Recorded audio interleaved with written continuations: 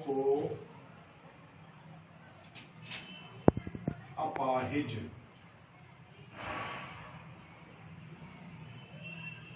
बनाती हुई सरकारी नीतियां।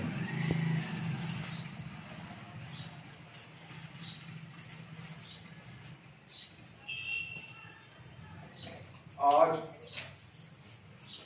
जो मैं बात करने वाला हूं वो खासकर हमारे भारत के युवाओं के रोजगार से संबंधित है। मोदी जी अब से कुछ समय पहले ये भाषण दिया करते थे कि भारत जो है वो युवाओं का देश है, जबकि चाइना जो है वो वृद्धों का देश है। इसलिए हमारे पास युवा शक्ति है और हमें आगे बढ़ने से कोई नहीं रोक सकता।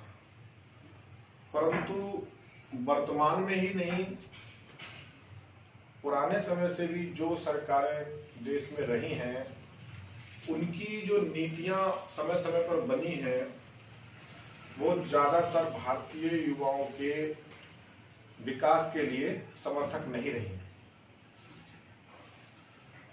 उन नीतियों ने कहीं ना कहीं हमारे देश के युवाओं को पिछाड़ा है, उनका नुकसान ही किया है। आज के समय में मैं कुछ इसी पे प्रकाश डालने का प्रयास करूंगा।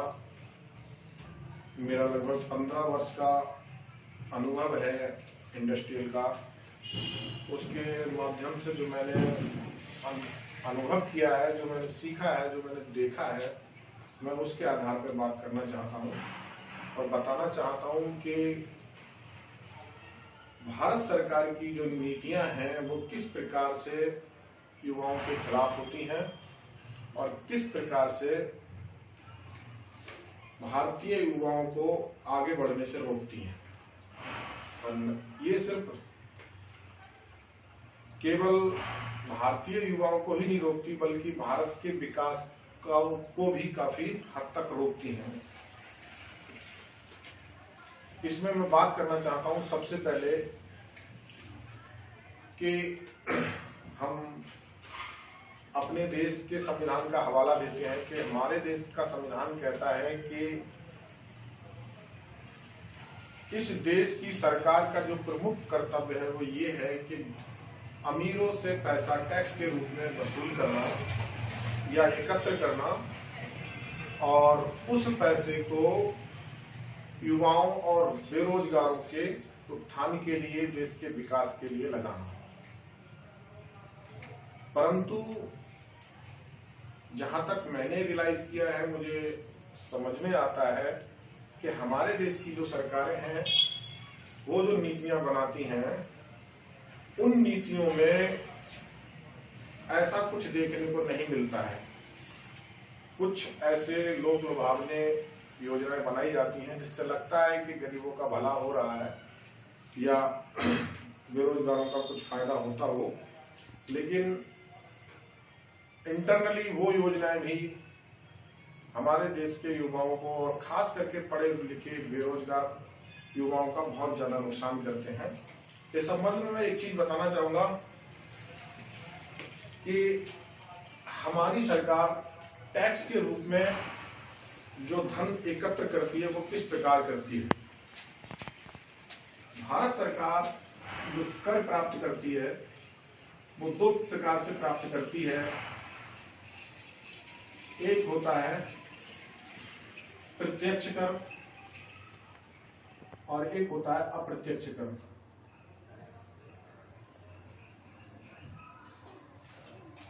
प्रत्यक्ष कर को हम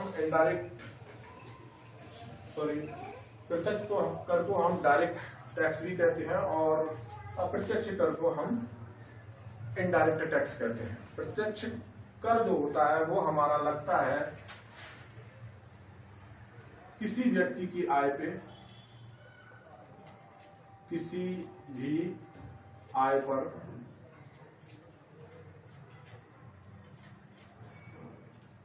और लाभ पर,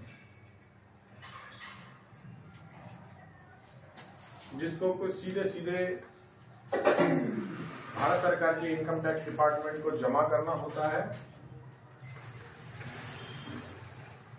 इसमें टैक्स देने वालों की संख्या जो होती है वो बहुत कम होती है, क्योंकि इसमें ज्यादातर या तो सरकारी वर्ग, जो सरकारी नौकर हैं वो लोग टैक्स देते हैं, या फिर जो प्राइवेट सेक्टर में भी नौकर हैं वो भी इसमें कुछ लोग टैक्स देते हैं। जिनकी आय एक सीमा से अधिक होती है वो ही इसमें टैक्स देते हैं। और दूसरे नंबर पे जो आता है वो जो कंपनियां कमाई करती हैं और लास्ट में जब वो बैलेंस शीट बनती है, बैलेंस शीट बनने के बाद में ये फाइनल होता है कि उसने कितनी कमाई की है, तो उस कमाई के आधार पे भी कंपनियां जो होती हैं इनकम टैक्स भरती हैं, और ये टैक्स सीधा सीधा जो होता है वो गवर्नमेंट को जाता है। परंतु प्रत्यक्ष कर जो होता है वो बहुत कम मात्रा में ही सरकार प्राप्त कर पाती है। कर का एक बहुत बड़ा भाग जो होता है वो अप्रत्यक्ष कर के रूप में हमें मिलता है, जिसको आजकल हम जीएसटी भी बोलते हैं। जीएसटी मतलब वह टैक्स जो हमारे गुड्स पे लगता है और सर्विस पे लगता है। गुड्स सेल या परचेज करते समय जो टैक्स लगता है वो टैक्स हमारा जीएसटी कहलाता है। और आज के समय में भारत सरकार ने लगभग सारी वस्तुओं पर ही जीएसटी टैक्स लगा दिया है। चलो, जैसा कि मैं बता रहा था कि जीएसटी जो है हमारी सरकार ने ऑल ओवर लगभग 99.99% वस्तुओं पर लगा दी है, और सेवा शुल्क भी लगभग सभी सेवाओं पर लगता है। तो कोई भी ऐसी वस्तु बची हुई नहीं है जो कि जीएसटी से बाहर हो। इस कंडीशन में जो टैक्स गवर्नमेंट को मिलता है वो बहुत बड़ी मात्रा में मिलता है, और उसको जो देने वाला होता है वो अंतिम उपभोक्ता होता है। मैं अंतिम उपभोक्ता से मेरा मतलब है कि जो इंसान वस्तु का यूज करता है या उपयोग करता है वो ही जीएसटी को भरता है। जो कंपनी माल बनाती है, जो कंपनी बेचती है, जो होलसेलर बेचता है, फुटकर विक्रेता बेचने वाला होता है, वो कोई भी जीएसटी नहीं भरता है। ये बहुत ध्यान देने वाली बात है। हम लोगों को लगता है कि टैक्स जो है जीएसटी सारे लोग भर रहे हैं, कंपनियां भर रही हैं या दुकानदार भर रहे हैं, होलसेलर भर रहे हैं, लेकिन ऐसा नहीं है। जो टैक्स है वो 100% जो होता है वो सिर्फ अंतिम उपभोक्ता भरता है। और इसको मैं एक सिंपली ग्राफिक से दिखाना चाहता हूँ। जैसे कि हमारी एक कोई कंपनी है ए, इसने एक वस्तु मान लीजिए फ्रिज, या हम मान लेते हैं कि इसने एक फ्रिज बेचा होलसेलर के लिए। ये हमारा होलसेलर है, इसने 10,000 में अगर हमारा फ्रिज बेचा और इस पे जीएसटी हमारी लगी 2800 रुपये, 28%, यानी कि 2,800 रुपये जीएसटी इसने होलसेलर से लिया। और ये जो 2800 रुपये इसने होलसेलर से लिए, ये इसने गवर्नमेंट को दे दिए, paid to government, G for government, government को दे दिए। अपने पास से इसने कोई भी टैक्स नहीं दिया। होलसेलर ने 2800 रुपए दिए, होलसेलर ने इसी फ्रिज को बेच दिया फुटकर विक्रेता के पास में। और फुटकर, मैं अभी यहाँ पे इसकी अमाउंट को सेम ही ले रहा हूँ समझाने के लिए, ताकि ये सिंपली तरीके से समझ में आ जाए। इसी चीज को इसने 10,000 में अगर बेचता है यहाँ पर फुटकर विक्रेता को, उस पे भी 28,000 टैक्स लगेगा, सॉरी 2800 रुपये टैक्स लगेगा जीएसटी का, प्लस जीएसटी। तो इससे पहले होलसेलर ने जो 2800 रुपये कंपनी को दिए, यहाँ पर फुटकर विक्रेता ये 2800 रुपए होलसेलर को देगा। यानी कि जो होलसेलर के पास से 2800 रुपए गए थे वो उसको फुटकर विक्रेता से मिल गए, यानी कि इसके पास से होलसेलर के पास से भी कोई पैसा नहीं गया। अब इस फुटकर विक्रेता ने जो लास्ट यूजर होता है, लास्ट यूजर, उसके लिए ये फ्रिज बेच दिया। उसने भी ये फ्रिज 10,000 का मान लीजिए लिया और उस पर 2800 प्लस जीएसटी इसमें 2800 रुपए दी, तो ये जो लास्ट उपभोक्ता यूजर के लिए ये माल पड़ा 12,800 रुपए का। यानी कि टोटल पूरा का पूरा रुपया जो है टैक्स का वो अंतिम उपभोक्ता ने दिया। अंतिम उपभोक्ता वो होता है जो लास्ट में उस वस्तु का यूज करता है। यहां पर हम इस ग्राफ से ये देख सकते हैं कि पूरे टैक्स की प्रक्रिया में जो टैक्स है वो किसकी जेब से गया है, अंतिम उपभोक्ता की जेब से गया है, लास्ट यूजर की जेब से गया है। और यहां पर कोई भी ऐसी पार्टी नहीं है जिसने अपने पास से टैक्स लिया हो, जबकि यहां पर अंतिम उपभोक्ता ज्यादातर गरीब होता है, सर्विसमैन होता है। सर्विसमैन डबल टैक्स दे रहा है, क्योंकि एक तो वो नौकरी जो करता है उससे आय कमाता है, उसका भी टैक्स दे रहा है, साथ में जो अपनी डेली यूज की जो वस्तुएं हैं उनको जब परचेज करता है उस पर भी वो टैक्स दे रहा है। बाकी जो गरीब आम जनता, किसान, सारे लोग जो भी सामान यूज करते हैं A to Z, सुबह उठने के बाद से लेके शाम को सोने से पहले जितने भी सामान हमारे घर में डेली यूज में जो उपयोग होते हैं सारे पे ये टैक्स लगता है। ये बात अलग अलग है, किसी पे 5% हो, किसी पे 12% हो, किसी पे 18, किसी पे 28 होता है। लेकिन जितने लोग भी यूज करते हैं सामान को, सब पे जो जीएसटी लगता है वो अंतिम उपभोक्ता को ही देना पड़ता है।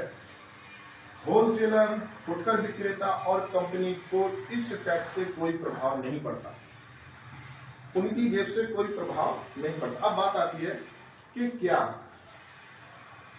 ये आम गरीब आदमी का पैसा टैक्स के रूप में गवर्नमेंट के पास जा रहा है?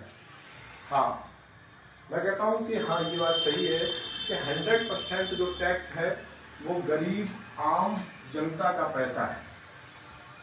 अब बात आती है कि डेली यूज में तो अमीर आदमी भी कुछ सामान इस्तेमाल करते हैं, मैं कहता हूं ठीक है करते हैं, लेकिन उनका तरीका बड़ा अलग है। उनका बड़ा अलग तरीका है। वो क्या करते हैं, जो डेली यूज में उनके यहाँ जो सामान यूज होता है उसको एज ए कंपनी की रसोई का खर्चा दिखा के कंपनी के खर्चे में ही डाल देते हैं। दूसरा, जो उनकी रोजमर्रा की जिंदगी में आने जाना, यातायात वगैरह इस तरह की जो खर्चे होते हैं, खाने पीने का या चलने फिरने का जो खर्चा होता है, वो सारा का सारा खर्चा वो घुमा फिरा के जो है कंपनी के एक्सपेंस में डाल देते हैं या फिर कहीं एडजस्ट करवा देते हैं। इस तरीके से मैं कहूं कि वो खर्चा एक तरीके से उस अमीर आदमी का ना होकर एक कंपनी का खर्चा हो जाता है। जब कंपनी का खर्चा हो जाता है तो लास्ट में जब वो बैलेंस शीट बनती है, और बैलेंस शीट बनती है तो बैलेंस शीट बनाते समय सीए या अकाउंटेंट क्या करता है कि उस खर्चे को इस तरीके से एडजस्ट करता है कि उस खर्चे पे कोई भी टैक्स उसको ना लगे। इस प्रकार हम देख रहे हैं कि यहाँ पर जो अमीर आदमी होता है, जो ज्यादातर अमीर आदमी कंपनियां लगाते हैं या दुकान जो होलसेलर लगाते हैं या जो फुटकर विक्रेता होता है वो भी एक तरीके से अच्छी खासी पोजीशन रखता है समाज में और आर्थिक मार्केट में, तो उनके पास से कुछ नहीं जाता है, बल्कि उनके अपने खर्चे भी कंपनी या दुकान के खर्चे में जोड़ के वो लोग इस टैक्स से बाइज्जत बरी हो जाते हैं। तो सारा मेरा मानना है कि 99% जो टैक्स है, जो जीएसटी है, जो इनडायरेक्ट टैक्स है, अप्रत्यक्ष कर है, वो गवर्नमेंट को गरीब जनता देती है। यहाँ पे बड़ी चालाकी से गवर्नमेंट ने एक ऐसी पॉलिसी बनाई है जिसमें उसने अमीरों को इस टैक्स से बिल्कुल आजाद कर दिया है। अब दूसरी बात आती है, जब टैक्स जमा हो रहा है, इस कंडीशन में भी गवर्नमेंट ने क्या किया है कि अमीर आदमी को, जो अच्छे खासे संपन्न लोग हैं, जो कंपनियां चला रहे हैं, जो बड़े बड़े होलसेल चला रहे हैं, उनको टैक्स से वंचित कर दी, मतलब आजाद कर दिया है। उन पर कोई भी टैक्स नहीं जाएगा। जो टैक्स वो देते हैं वो एक तरीके से मीडिएटर का, गवर्नमेंट और अंतिम उपभोक्ता के बीच में मीडिएटर माध्यम का एक तरीके से रोल अदा करते हैं कि अंतिम उपभोक्ता से हमने टैक्स लिया और उसको सीधे सीधे गवर्नमेंट के खाते में जमा कर दिया। उन्होंने अपने पास से कोई भी पैसा नहीं दिया। इसके बाद अब हम आते कि यहां पे जो पैसा मान लीजिए गवर्नमेंट के पास इकट्ठा होता है, अब जो गवर्नमेंट की संपत्ति हो गई, ये टैक्स जो है दोनों तरीके से आया और आने के बाद गवर्नमेंट के पास इकट्ठा हो गया। अब बात आती है कि इस टैक्स को या इस पैसे को गवर्नमेंट यूज किस प्रकार से करती है और किस प्रकार से वो अमीरों को फायदा पहुंचाती है, वो चीज हम देखना चाहते हैं। तो गवर्नमेंट ने एक पॉलिसी बनाई होती है, ज्यादातर स्टेट भी बनाते हैं और केंद्र सरकार भी इस तरह की पॉलिसी देती है। वो क्या कहती है कि कोई भी अगर बिजनेसमैन है, यहाँ पे बिजनेसमैन है कोई, उसके लिए गवर्नमेंट पॉलिसी बनाती है कि अगर आप कोई नई कंपनी खोलते हैं, नई कंपनी खोलने पर जो लोन लेते हैं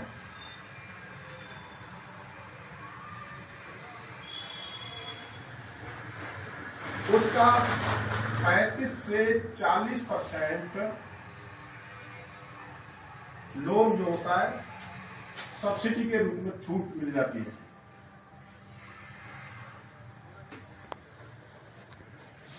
सब्सिडी के रूप में छूट दी जाती है और बाकी का लगभग 10% जो होता है अन्य योजनाओं के तहत, अदर योजनाएं जो होती हैं, अदर प्लान के तहत उनका टैक्स माफ कर दिया जाता है, टैक्स सब्सिडी। यहां पे हम देख रहे हैं कि यदि कोई बिजनेसमैन अगर 10 करोड़ का लोन लेता है तो उसमें उसको सब्सिडी मिलती है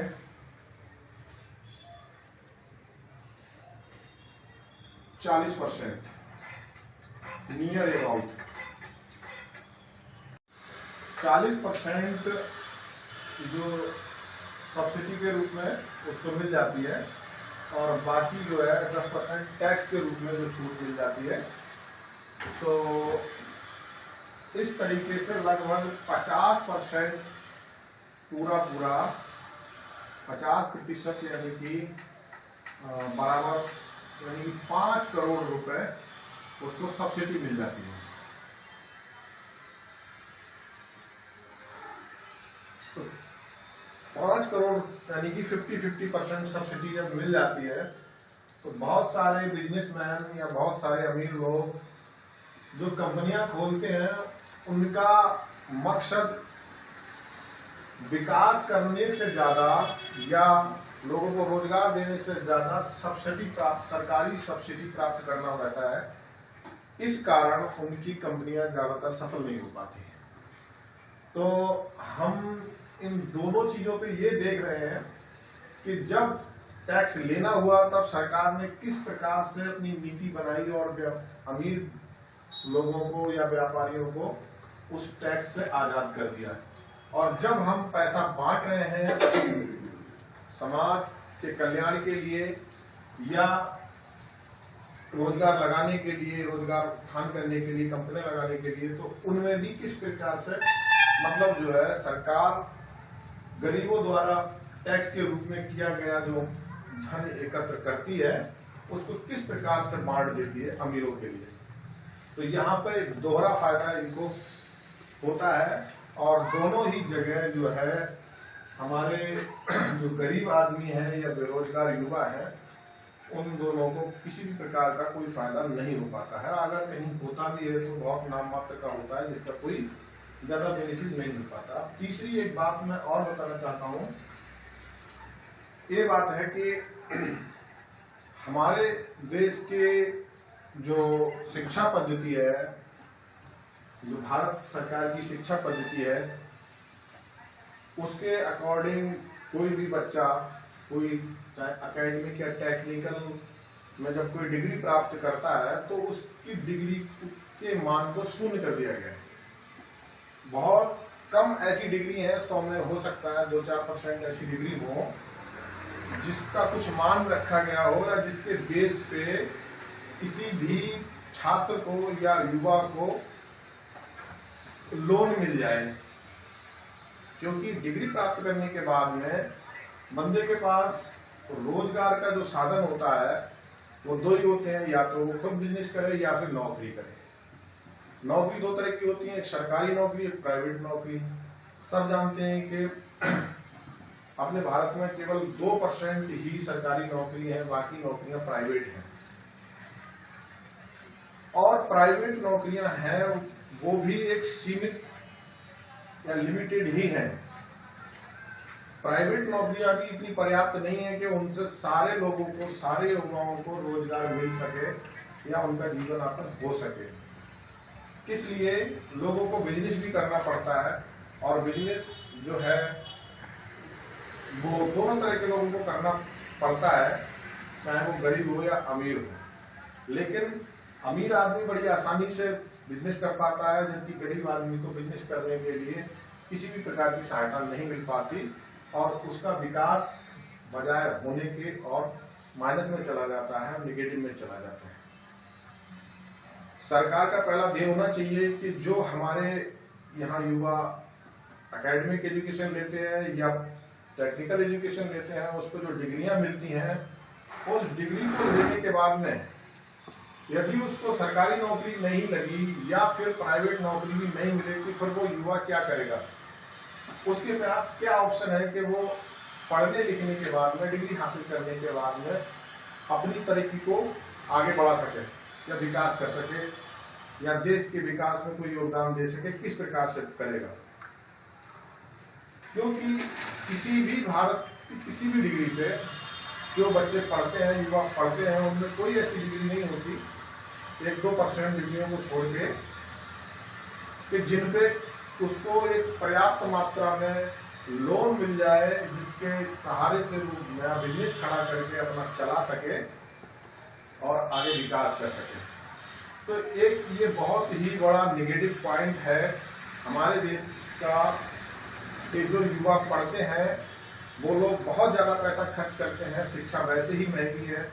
कुछ जगह तो माता पिता जो गरीब होते हैं वो अपनी जमीन, दुकान और मकान बेच कर भी अपने बच्चों को पढ़ाते हैं, लेकिन अंत में हाथ क्या लगता है तो अगर डिग्री सिर्फ कागज की रद्दी से ज़्यादा साबित कुछ नहीं होती, क्योंकि उस पर लोन तो कोई मिलता नहीं। जबकि सरकार को होना चाहिए कि हर डिग्री पे कुछ ना कुछ मान रखना चाहिए कि कोई बच्चा अगर ये डिग्री हासिल कर लेता है या ये पढ़ाई पूरी कर लेता है तो उसको यहाँ तक या इतने हजार तक या इतने लाख तक या इतने करोड़ तक लोन मिल जाए।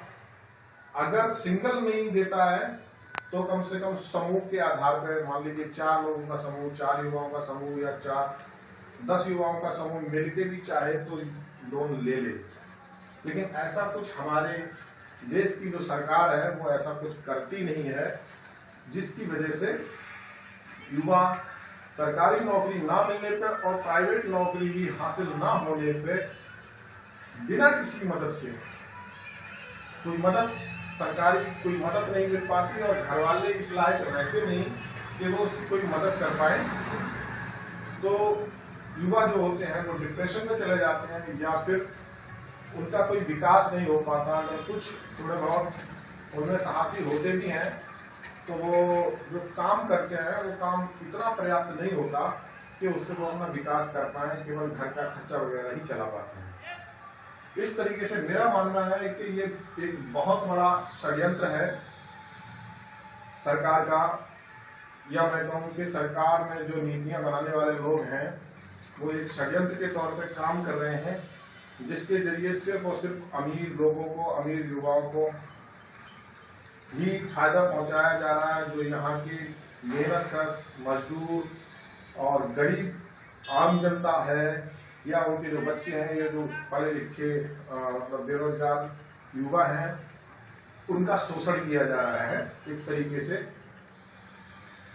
इसके खिलाफ हम लोगों को बोलना पड़ेगा, इसके खिलाफ हम लोगों को आवाज उठानी पड़ेगी।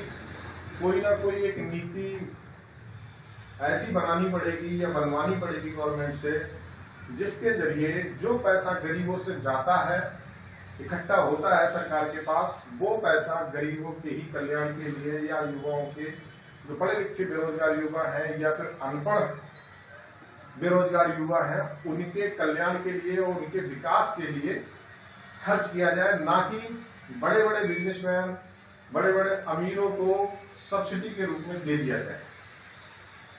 ये बहुत ही गलत है। मेरा मानना है कि गवर्नमेंट जो है एक नीति बनाए जिससे कि डिग्री पे एक मान बताए कि अगर कोई बंदा ये डिग्री हासिल कर लेता है तो उस पे इतना तक लोन मिल जाएगा, जिसके जरिए वो कोई उससे संबंधित अपना कारोबार खड़ा कर सकता है, और बाकी एक समय पीरियड के बाद में वो बंदा जो लोन लेगा, पड़ा हुआ बेरोजगार जो युवा होगा, वो अगर लोन लेके अगर काम करता है तो, और सरकार अगर उसको कोई लोन देती है 0% पे, तो कुछ समय बाद में हमारा जब कारोबार चलने लगे, उसके 1-2 साल बाद से वो उस पैसों को रिटर्न किस्तों के रूप में सरकार को वापस कर सकता है। इससे सरकार का जो पैसा है वो भी वापस हो जाएगा और उस बच्चे का, उस युवा का विकास भी हो जाएगा, साथ में देश का भी विकास होगा और गरीबों का भला भी होगा। और दूसरी बात कि वो युवा बहुत मेहनत से और लगन से काम करेगा, ताकि जो है जो लोन सरकार ने उसको अगर डिग्री पे 0% पे दिया होगा तो उसको वो वापस कर सके। जबकि गरीब को सब्सिडी के रूप में कुछ ना कुछ सुविधाएं और अलग से दी जानी चाहिए और उसका वो फायदा उठा सकता है, ताकि जो पैसा हम गरीबों से, आम जनता से इकट्ठा करते हैं टैक्स के रूप में, वो उनके मतलब विकास में खर्च किया जाए। बस आज मैं इतना ही कहना चाहता हूँ कि ये जो मुद्दा है हमारा, कि हमारी जो डिग्री है, युवाओं की जो डिग्री है, जो शिक्षा है, उस पे उनकी डिग्री की कोई वैल्यू तो कम से कम होनी चाहिए, ताकि युवा बर्बाद ना हो और युवा कुछ कर सके। और इसके लिए हर वर्ग के, हर जाति के, हर धर्म के युवा को हमारे साथ आना होगा, बोलना होगा, सरकार से बात करनी होगी और इसके लिए एक मुहिम भी चलानी होगी, ताकि हम अपने इस काम में सफल हों। ये किसी एक वर्ग का काम नहीं है या किसी एक वर्ग या किसी एक जाति के बंदे को फायदा पहुंचाने की बात नहीं है। ये बात है हिंदुस्तान में रहने वाले सारे धर्मों के, सारे वर्गों, सारी जाति के लोगों के, जो यहाँ बेरोजगार बच्चे हैं, उनके भविष्य की बात है और उनके भविष्य के विकास की बात है, भारत देश के विकास की बात है।